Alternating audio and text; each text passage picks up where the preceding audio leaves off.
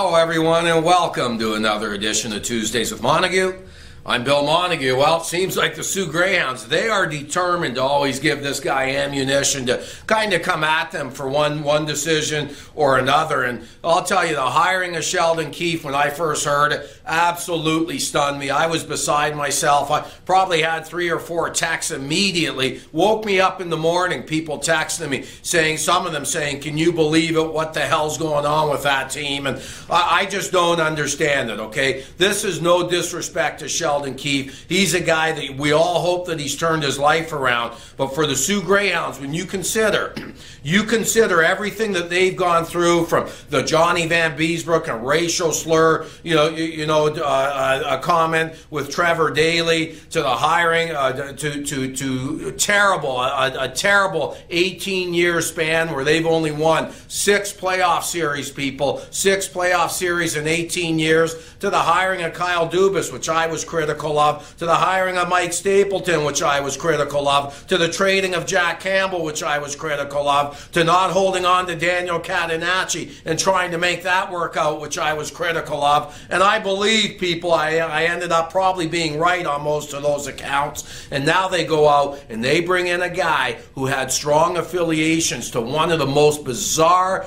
episodes in Canadian Junior Hockey League history, almost like a cult-like following with David Frost. Absolutely could not believe it. It brought me back to the memory of Marty Abrams, okay? And Marty emailed me yesterday. He's not going to be too happy. Brought me back to the memory of Marty Abrams, okay? The Greyhounds, when they fired Marty Abrams, I'm telling you right now, a major reason why they did that is because they caught him in a bar having a beer with David Frost, having a drink with David Frost, when they told him, you stay away from him. We don't want him associated with this franchise.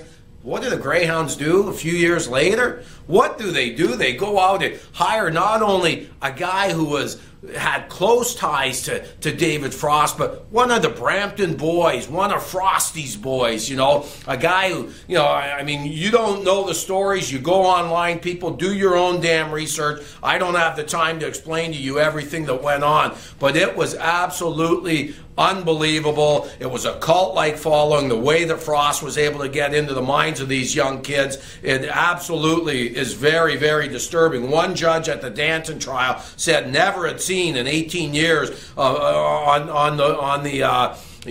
being a judge, had never ever seen a more bizarre incident, okay? Here's what bothers me. Keefe. What has Sheldon Keefe done? Has he really turned his life around? Is he really disassociated himself with David Frost, or is that just a convenient disassociation? Did he ever get counseling? Here's what I'll tell you. Here's what Keefe said back around the NHL draft, 10, 12 years back. He said about Frost, he has been the biggest influence in my career. He taught me how to play the game. To be honest, I think there's a lot of jealousy out there. A lot of people don't like that he has had success. I know what he has done for me.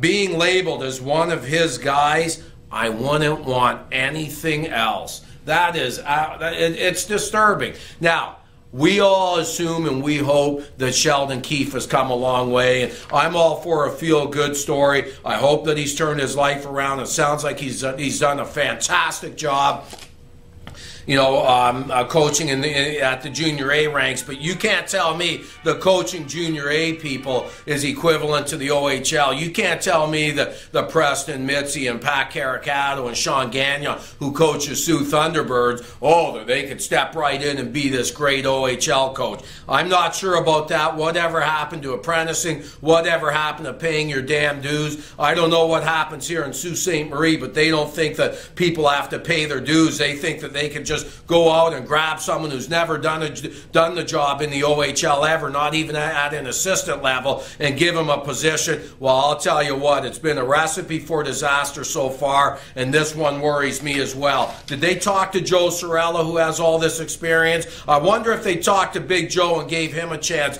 maybe to take over, behind the bench. How's Joe going to feel about this? And what about Bobby Jones? You talk about a guy, a great hockey mind who has paid his dues, who has worked with some of the greatest hockey people in the OHL. Bobby Jones is one of those guys. He would have deserved a chance. I'd love to know if they reached out to the Windsor Spitfires, but I doubt it, because this team doesn't do anything the right way. I wonder just how disconnected. This makes me wonder how disconnected this ownership group is, that they allow decisions like this. I mean, we're talking a team whose attendance is dwindling faster than a chocolate ice cream cone at high noon in the Sahara Desert. And why? Because they're losing. They lose year after year. They don't hire the right people. They don't draft well. And I think here they've done it poorly again. They made the wrong choice, not because Keefe doesn't deserve a second chance in life, because he does, but this franchise needed a strong mentor behind the bench, a proven winner, somebody who these players know who the damn boss is,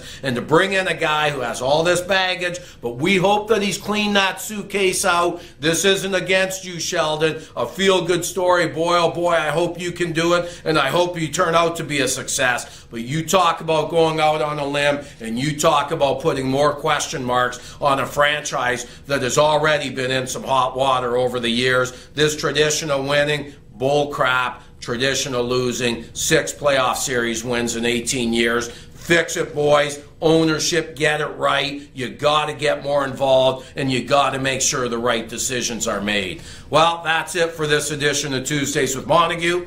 I'm Bill Montague. I'll see you again next week.